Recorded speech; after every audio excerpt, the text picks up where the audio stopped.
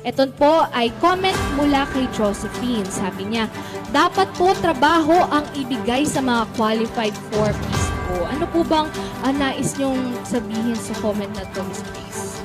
Tama naman siya, may punto siya doon. Kaya nga po kasama doon sa holistic approach na ginagawa ng 4Ps ay ang pagtingin din na magbigyan ng livelihood yung ating mga beneficiaries. Hindi lamang puhunan, meron din tayong skills enhancement at meron din yung minamatch natin sila sa mga available na mga trabaho dun sa kanilang lugar.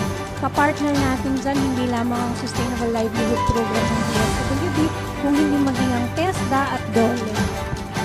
So, sana nasagot ang inyong concern. Ayan. Next question, mula naman po ito kay Ella Grostema ng Kaya. Ang galing niya. Sana po yung mga nag-interview na nagbabahay-bahay ang maglilista na rin ng masasali sa 4Ps. Kasi daw, sila ang nakakakita mismo ng pamumuhay ng isang tao. Kasi sabi niya, kung sino pa yung may hirap, sila yung di napipili. Ayan, Miss Grace, ano po ba dapat ang proseso ng pag-verify sa mga magiging miyembro ng 4Ps? Pagpili po ng beneficiary ng 4Ps, isinasagawa po natin yan sa isang sistematikong pamamaraan. Ano po? Yun pong nagpupunta sa inyo sa mga bahay-bahay, nag-i-interview sa inyo, sila po yung naglalagay ng mga scores na tinatawag natin. Kasi scoring po yung kung saan gawa yung inyong bahay, ano yung sangkapang meron kayo, meron bang nagtatrabaho sa inyo, meron ba kayong access sa malinis na patubig. So lahat po yan ay nilalagyan ng puntos at doon po ina-assess kung kayo po ba ay mahirap. And then maliban po doon, kapag po kayo ay na-assess na mahirap, doors po kayo sa 4Ps at titignan naman natin sino sa mga may hirap na ito, yung may mga anak na edad 18 pababa or merong miyembro na buntis na isinasagawa yung survey. And sino sa kanila yung mga willing na mag-comply dun sa mga conditions na itinakda ng programa. At maliban dito, yung mga potential household beneficiaries natin, pinapublish natin yung mga pangalan sa community upang si community din ay tulungan tayong mag-validate kung tama yung naging assessment. Mahaba yung proseso sa pag-validate para maging miyembro kayo ng 4Ps. So, patience lang po at magiging miyembro din po tayo ng 4Ps. Ito naman, next question mula kay Maylene Martinez. Ang sabi niya, bakit po yung mga nagsusugal, pati na rin po yung mga nagsasanla ng ATM ay hanggang ngayon hindi pa rin natatanggal? Dito po sa amin halos araw-araw may nagsusugal at yung mga ATM inabot na ng taon sa pinagsanlaan. So, Miss Grace, ano po ba ang nararapat na aksyon sa mga ganitong pangyayari?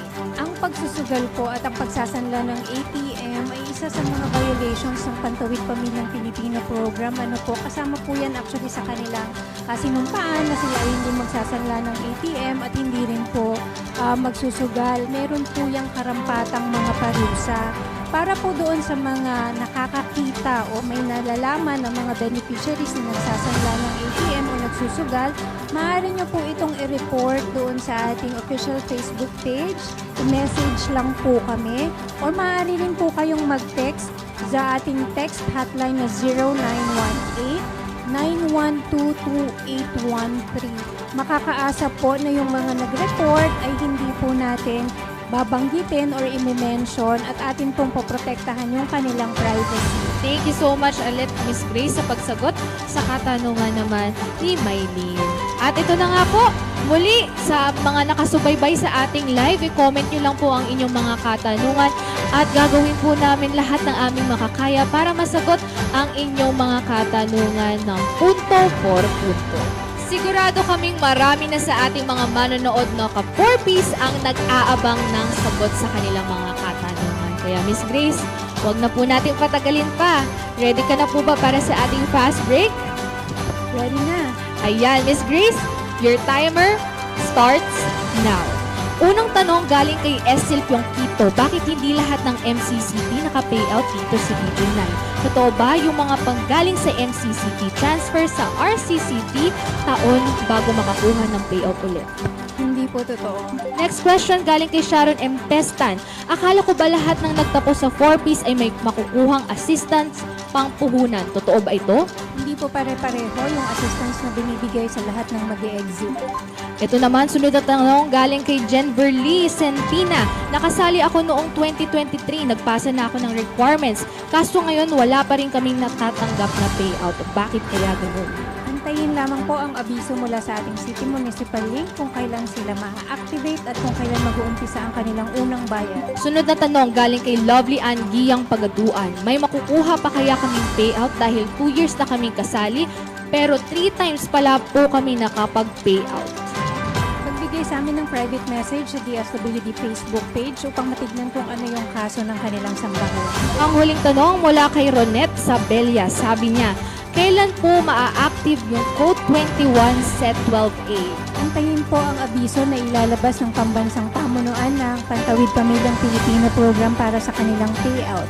Ayan, Miss Grace, maraming salamat po sa pagsagot sa katanungan ng ating mga ka-4Ps. At syempre po, sa mga katanungan naman, Miss Grace, na gusto nyo pong bigyan ng mas malalim pa na pagpapaliwanag, pwede nyo na po itong gawin nyo. Para po dun sa may mga katanungan patungkol dun sa estado ng kanilang sambahayan at upang ma-check personally at makita natin yung case talaga po nila, maaari po silang mag-message sa ating 4Ps Facebook page or sa DSWD Facebook page or sa number na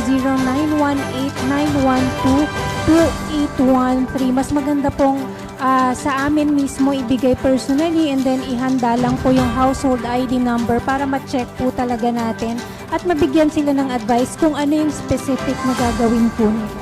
Ayan, Miss Grace, maraming salamat muli sa inyong mga kasagutan.